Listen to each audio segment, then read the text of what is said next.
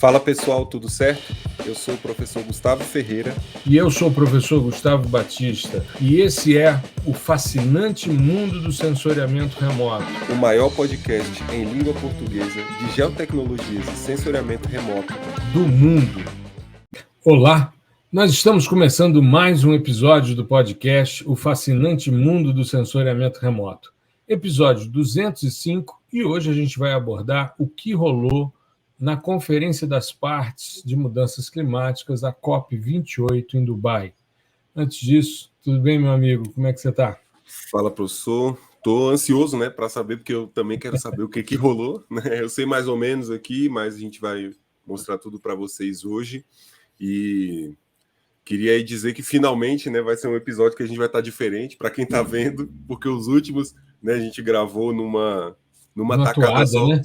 Aí tava todo mundo com a mesma roupa. Vocês devem ter passado em uns 5 episódios achando que a gente só vestia aquela roupa. Mas agora é diferente, a gente vai trocar uma ideia sobre isso, que eu tenho certeza que foi uma experiência fantástica. Foram 4 episódios gravados, né? Tem muito tempo que a gente não grava um episódio, eu já estava com saudade. Verdade. Mas sempre acompanhando os lançamentos dos episódios, até mesmo quando eu estava em Dubai. Sim. Eu vi o lançamento do episódio 204 e, fantástico, né? A gente tem uma questão de rotina também, que a gente grava na quarta, né? Uhum. E aí, geralmente na quarta, eu vou para academia antes do trabalho, bem cedinho, para depois, eu já sair do trabalho e vir direto para a gente gravar. Uhum. E aí, como estava na rotina já, eu fiz isso todas as quartas. Eu lembro que na primeira quarta, eu tô lá na academia de manhã, cara, mas acho que hoje, será que hoje a gente vai gravar? Aí eu lembro, putz, a gente já gravou 4 episódios, não vai ter. Aí eu falei, mas eu vou continuar para não perder, né? Porque quando voltar, tem que continuar quando o professor voltar, tem que continuar essa rotina. E Exato. Aí eu continuei, ia de manhãzinha, chegava em casa, só não tinha episódio para gravar. Não, mas foi muito bom mesmo. Eu acho que foi uma experiência muito cansativa, né? Porque eu fiquei poucos dias, eu fiquei uma semana fora, entre saídas e voltas, mas é um batidão, né? Porque muitas horas de voo, a questão de diferença de fuso, até você se acostumar. Quando você está começando a se acostumar, você volta, e aí o corpo hoje se ressente mais do que quando era mais novo, né? Me lembro quando eu voltei da China, eu fiquei um mês na China, fiquei uma semana meio zureta, assim, até ajustar o fuso horário. Agora, com 2 dias já foi possível fazer isso. Mas, inclusive, gravar na quarta-feira não foi possível, porque eu estava voltando, enfim, estava bastante complicado o processo. Mas exato. Não, mas vamos lá, vamos falar sobre essa questão da COP, né? Isso, eu acho que a gente pode começar já com uma pergunta que até me fizeram no direct aqui bastante, né? Por que você foi na COP? Perguntaram se eu ia também. Você vai lá também e tal. E aí a gente já podia esclarecer para o pessoal aqui o que aconteceu, né? Por que fomos chamados e tal. Uhum. Maravilha. Quer dizer que perguntaram, né? Foi, mano. O pessoal mandou um direct perguntando se eu ia para a COP. O Christian também perguntou, acho que vai não e tal. Não, cara, aí eu tenho que ter aquela experiência, né? Tem que ter mais de 30 anos aí. Bom, de geotecnologias. Eu vi algumas pessoas falando, eita, professor Gustavo em Dubai e tal. Eu falei, faz parte. Né? Bom, o que acontece? No meio do ano agora, a gente foi convidado, tanto eu como Gustavo Ferreira, para fazer parte de um board de especialistas que desenvolveu uma prova de conceito, né, um estudo para geração de ativos na floresta amazônica, isso conduzido por uma grande empresa, né, um centro de inteligência chamado Storm, que atua, né, de forma bastante efetiva na área de pessoas e planeta. Na área de planeta, ela desenvolve um trabalho dentro de uma empresa chamada Planetary X. A Planetary é uma empresa que utiliza inteligência artificial e blockchain para emitir ativos comercializáveis e, no caso, ativos de conservação de biomas. Essa é uma lógica que se viu muito, uma discussão muito intensa também na COP, porque não é só o mercado de carbono que vem sendo discutido, mas também o mercado de ativos de conservação de biomas. Aliás, uma característica muito interessante dessa COP, a gente teve, pela primeira vez, mais lobistas do que ativistas.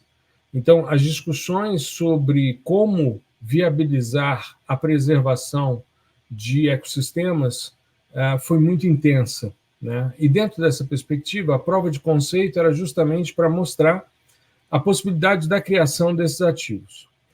A Storm, junto, né, no seu braço, Planetary X, a Planetary fez um grande acordo, agora em novembro, com a Conafer. A Conafer é a Confederação Nacional de Agricultores Familiares e Empreendedores Familiares Rurais. É uma grande confederação que reúne 1,8 milhões de propriedades, que equivale a 20% do território brasileiro e inclui aí, nesses seus associados, 8 milhões de pessoas, em que a gente tem aí quilombolas, ribeirinhos e comunidades indígenas de 157 etnias diferentes. E junto, então, eles fecharam um acordo, Planetary X, com a Conafer, para gerar ativos nessas áreas da Conafer, nessas áreas para os pequenos proprietários. É a primeira vez que a gente vê os invisibilizados, os pequenos produtores, podendo monetizar pelo fato de serem fiéis depositários desses biomas, dessas áreas de conservação. E as terras indígenas estão passando por um processo de ajuste de legislação também para poder gerar os ativos. Se a gente for analisar hoje, as terras indígenas são os principais vetores de preservação de biomas, principalmente no bioma amazônico. Então, em todo lugar que você tem comunidade indígena, você tem as áreas bem preservadas. Claro que existe o efeito de borda, existe a pressão por garimpo, existe uma pressão por desmatamento, mas eles são os grandes defensores da floresta. E eles ainda fizeram um outro acordo com uma outra empresa brasileira chamada Autopass, que é uma das principais, se não a maior no país, de soluções de mobilidade e bilhetagem eletrônica. Então, a ideia é que você gere os ativos nas áreas desses pequenos produtores rurais, esses ativos sejam adquiridos nos bilhetes e sejam revertidos para essas comunidades. Então, essa foi a estruturação que foi organizada e que gerou, né, toda uma discussão muito interessante e que continua, porque são 100 milhões de hectares a serem investigados, a serem analisados para gerar os ativos. Então, a discussão metodológica continua e a gente continua pertencendo a esse grupo de pesquisa, né, que está de forma independente, desenvolvendo toda uma metodologia de geração desses ativos ambientais. O professor Gustavo Ferreira também está inserido dentro desse contexto, né? Então, nós dois estamos dentro desse board de especialistas, mas a Planetary X tem, na condução do seu grupo de pesquisa maior, a qual nós estamos vinculados, pessoas do calibre de Bob Richards, por exemplo, que foi discípulo do Carl Sagan em Cornell, que foi um cara que criou a Space University, algumas empresas na área de LIDAR, a Singularity University, ou seja, um grande especialista em ciência planetária, que participou das missões para Vênus, para Marte, e que está discutindo agora as missões de retorno à Lua.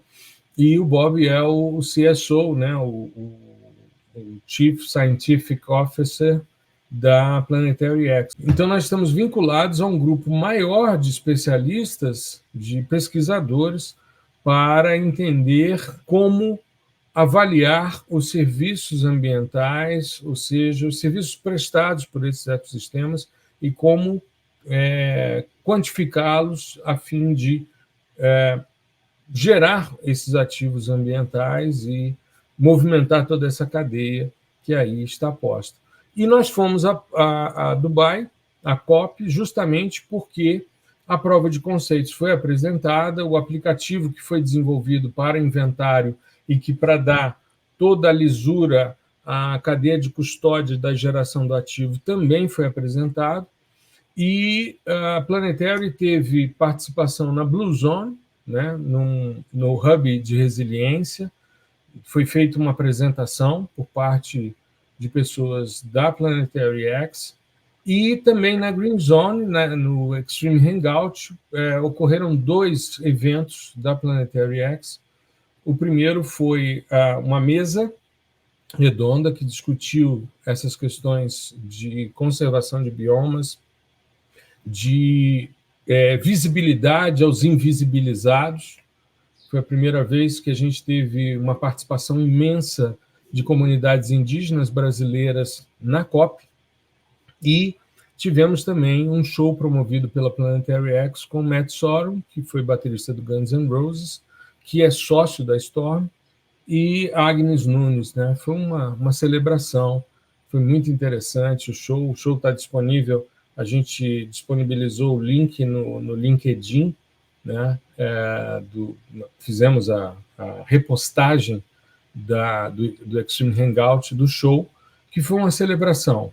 No final do show, eles foram cantar uma música do Guns N' Roses, né? O Knock, Knock, Knock on Heaven's Door, e foi muito interessante porque ele percebeu que tinha um grupo de brasileiros que estava cantando em português. Aí ele levou o microfone, o Zé Ramalho, né? A versão do Zé Ramalho. E aí ele botou o microfone e as pessoas bate na porta do céu. Aí ele teve uma sacada muito grande, porque como era uma COP e tinha gente do mundo todo, ele saiu perguntando quem podia cantar no seu idioma. Aí teve russo cantando, teve indiano cantando, teve indígena brasileiro cantando no seu idioma de origem, ou seja, foi belíssimo, foi uma celebração muito grande. Foi um processo muito bonito, muito, muito legal, e que vale a pena.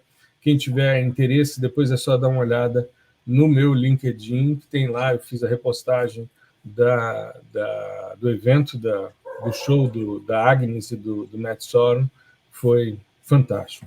Essa música é assim, né? Acho que todo mundo conhece, e inclusive ela tem outras versões, né? A do próprio Guns N' Roses é uma versão, porque, se eu não estou enganado, a original é do Bob Dylan.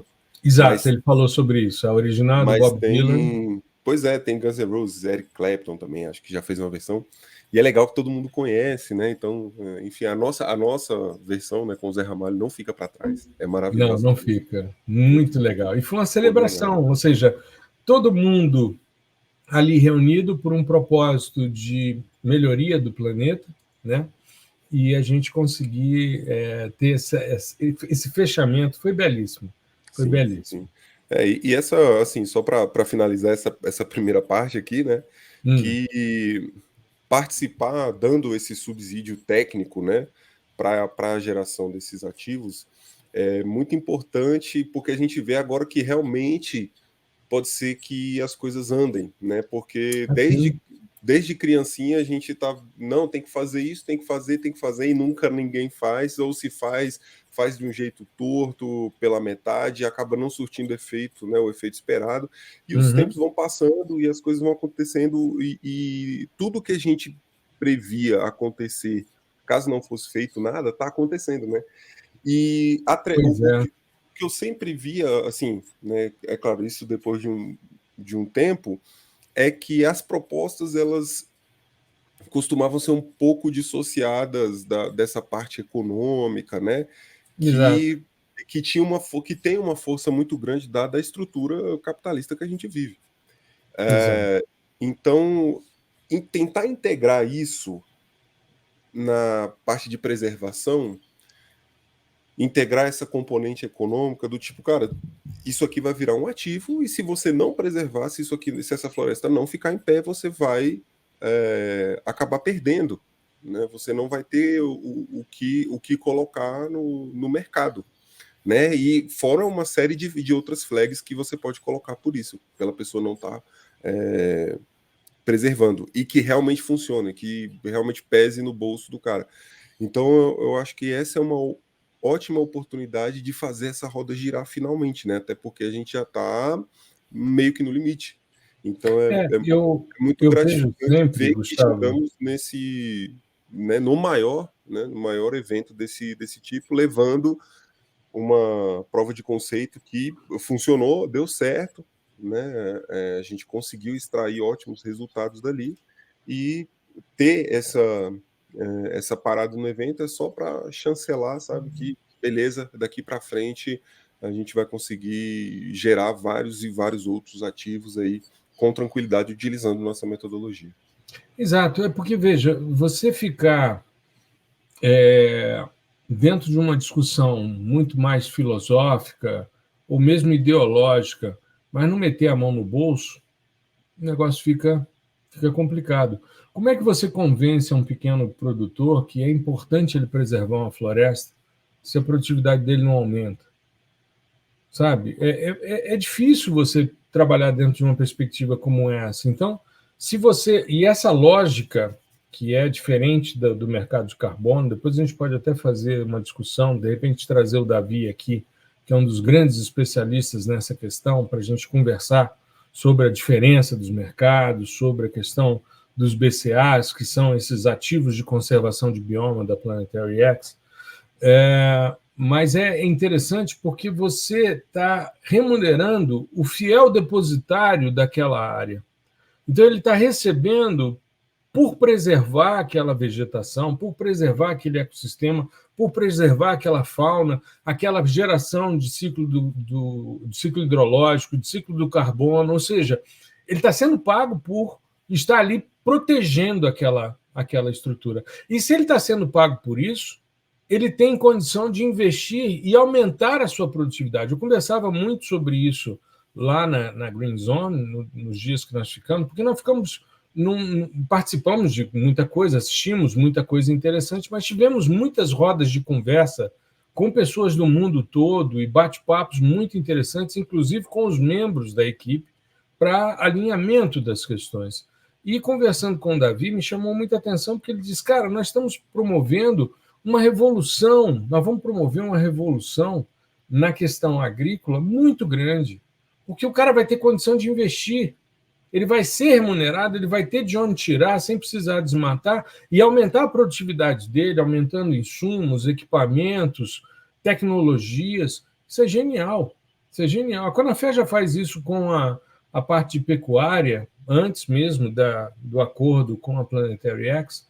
A Conafé tem um programa chamado Pecuária Mais Brasil, se não me falha a memória, que é genial. Eles usam tecnologia, fazem inseminação e com isso eles vão melhorando geneticamente os rebanhos dos pequenos, dos associados. É muito legal você pensar numa questão como essa. E quando a gente pensa nas outras conferências, qual era a grande dificuldade? Quem paga a conta? Quem paga a conta? Eu acho que a gente teve uma questão muito importante logo no início, nos primeiros dias, né, surgiu a discussão sobre o fundo de perdas e danos. Esse fundo foi um avanço muito grande, foram feitos compromissos da ordem de 3,5 bilhões de dólares para repor os recursos do Fundo Verde para o clima e investir principalmente nos países que estão sofrendo mais com as questões climáticas. Ontem saiu uma questão que me chamou muita atenção. Eu fiz uma live recentemente, você sabe disso, porque em 2009 eu publiquei um livro questionando o relatório do IPCC, né, principalmente na escala global. E eu usava como argumentos as séries históricas de dados de sensoriamento remoto para temperatura. E como eu falei na live, aos poucos foram surgindo novos sistemas sensores. A ESA publicou ontem um relatório em que ela mostra a variação, e quando você pega ali em torno de 2009, 2010, que foi o período, isso só dados de sensoriamento remoto, tá? De sistemas sensores. Quando você pega o período em que eu publiquei, nós estávamos numa fase ainda fria, de anomalias negativas em relação à média. Só que depois daí, 2015, 2016, tudo, a gente tinha tido o El Niño 97, 98, né, que tinha sido um El Niño bastante intenso, né? E aí a gente vê um aumento muito significativo da temperatura. Isso medido por satélites. Então, como eu falei na live, passamos a ter novos sistemas que aferiram e mostraram as interferências. Nós estamos vivendo agora a 9ª onda de calor no Brasil. A 9ª no ano. Nós nunca tivemos 9 ondas de calor, pelo que eu me lembro, e eu fui professor de climatologia durante muitos anos. Então, me chama muita atenção essa questão, sabe? A gente discutir toda essa questão. Outro aspecto que a COP trouxe de vantagem, um aumento anual de 9 bilhões no financiamento do Banco Mundial para projetos relacionados ao clima em 2024 e 2025, ou seja, imediato. 9 bilhões de dólares o Banco Mundial vai ter de recurso para investir. Mais de 130 países assinaram a declaração sobre agricultura, alimentação e clima para apoiar a segurança alimentar e, ao mesmo tempo, combater as alterações climáticas. 66 países endossaram um compromisso global sobre refrigeração para reduzir em 68% as emissões relacionadas ao setor, que inclui aparelhos de ar-condicionado, geladeiras, sistemas de resfriamento industrial e comercial. Ou seja, isso só na questão de valores, porque se a gente for discutir o que rolou na COP em termos de fazer uma síntese sobre a conferência, a coisa é muito mais ampla. E eu acho que a gente pode caminhar nesse sentido, né? Para a gente encerrar o nosso episódio, o que você acha? Sim, eu acho que a gente pode, numa outra oportunidade, tratar um pouco mais dos detalhes, né? E também entender o que foi a COP da sua perspectiva, né? Da sua visão, agregando também a questão das geotecnologias, né? Para a gente saber como que isso foi colocado lá dentro. Eu tenho assim, certeza de que foi muito presente, né?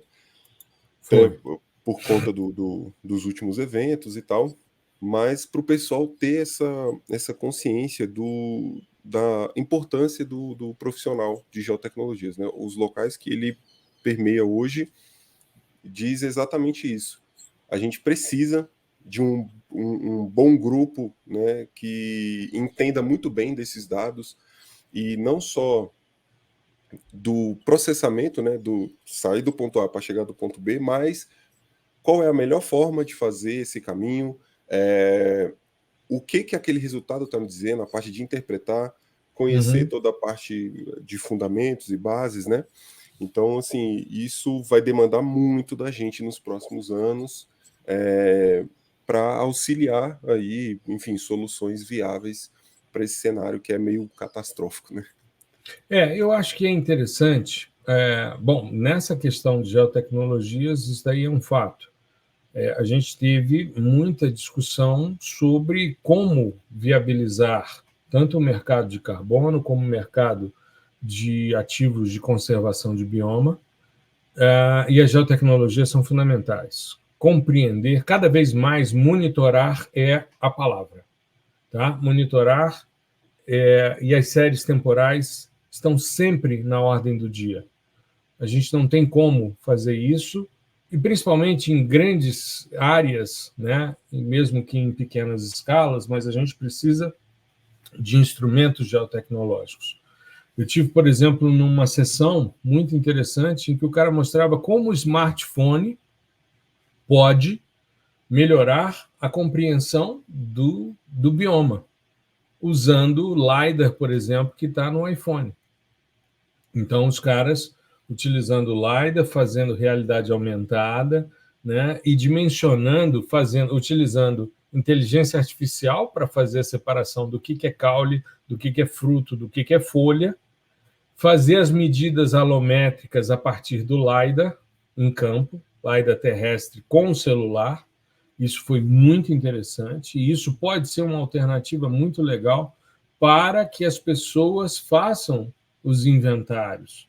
Ou seja, você utilizar uma inteligência geotecnológica para ampliar os processos que normalmente são feitos ainda, muitos ainda utilizam, né, fita métrica e tal. Então, eles utilizando, tem uma empresa nos Estados Unidos que fez essa apresentação, foi num dos hubs, eu não me recordo agora qual, mas foi uma discussão muito interessante, muito bem feita a respeito, né, da utilização de um aplicativo para fazer o levantamento, né, de informações em campo usando o celular. Então, muita coisa nesse sentido, Microsoft falando sobre sustentabilidade, né, a ampliação da utilização de datasets cada vez mais para poder avançar na compreensão dos biomas e, com isso, ter segurança no processo, porque uma das grandes preocupações que se teve com relação, principalmente, às discussões financeiras, é com greenwashing, né? Você ter alguma coisa que possa ser usada de forma irregular para uma lavagem verde do dinheiro, né? Então, a coisa tem que estar muito bem pensada. Teve muita denúncia, principalmente nesse ano, de suspeitas de greenwash nos projetos RED, né, dos RED+, né, de avaliação de desmatamento, geração de créditos de carbono. Então, é extremamente importante a gente compreender como o profissional de geo se enquadra dentro desse processo. Monitorar, né, para dar segurança a toda essa cadeia de produção e também os sistemas de alerta, né? Isso daí também foi discutido. A plataforma Ramugai foi apresentada no Hub, na discussão, no evento que a Planetary X fez na Green Zone, e o responsável, né, o Veri Katukina, estava presente e apresentou a discussão, né, da plataforma, e essa plataforma se integra agora à plataforma da Planetary X, e a ideia é que isso se amplie cada vez mais para dar subsídio à análise da geração de ativos ambientais com segurança, sem gerar dúvidas com relação a uma suposta utilização equivocada dos dados. E as geotecnologias são fundamentais para isso. Eu proponho que façamos o próximo episódio, uma parte 2, para eu poder fazer uma síntese do que foi o documento final da COP, né, para a gente poder conversar um pouquinho mais a respeito, né, porque estamos chegando aqui aos 30 minutos e nós nos propusemos a manter em torno de 30 minutos os nossos episódios. Então, esse fica como parte 1, e a gente faz depois uma parte 2, que eu acho que é importante a gente discutir os 10 principais pontos de síntese da COP, para que as pessoas tenham acesso a essa informação também. Exato. Perfeito. Então, acho que a gente fica por aqui com esse primeiro toque assim, no que foi, né, a COP. Lembrando que a gente já está chegando aí ao final do ano e provavelmente... É mesmo. Essa semana é semana de Natal, né? E caramba, nós teremos, né, vamos fazer esse episódio parte 2, mas também faremos um episódio aí mais tranquilo, né, para falar sobre perspectiva, sobre o que aconteceu também. Eu acho bacana, né? Mostrar para o pessoal o que a gente está planejando, o que a gente está pensando, não só em termos aqui do podcast, mas de todas as outras redes, todos os nossos tipos de atuação. Maravilha. Bom, esse nosso episódio sai agora dia 18, né? O próximo, que será a segunda parte da COP, dia 25. E aí o seguinte, o 206, ele vai sair dia 1º de janeiro de 2024, aí a gente faz uma retrospectiva e uma perspectiva. Perfeito. Marcado? Melhor data que essa é impossível. Maravilha. Meu amigo, fique bem, se cuide. E já desejar a toda a nossa audiência um bom Natal para você, para os seus familiares, para que tudo fique bem. E no próximo episódio a gente deseja um bom ano novo, né? Não precisa já fazer o desejo de tudo, como é semanal, adiantado. Um bom Natal, né? Exatamente. É isso, pessoal. A gente fecha por aqui, né? Um ótimo Natal a todos aí, boas festas, bom descanso também, que é muito importante, tá? E voltamos aí na próxima semana. Maravilha. Um grande abraço. Tchau, tchau. Abraço. Muito obrigado por prestigiar o nosso podcast. O fascinante mundo do sensoriamento remoto.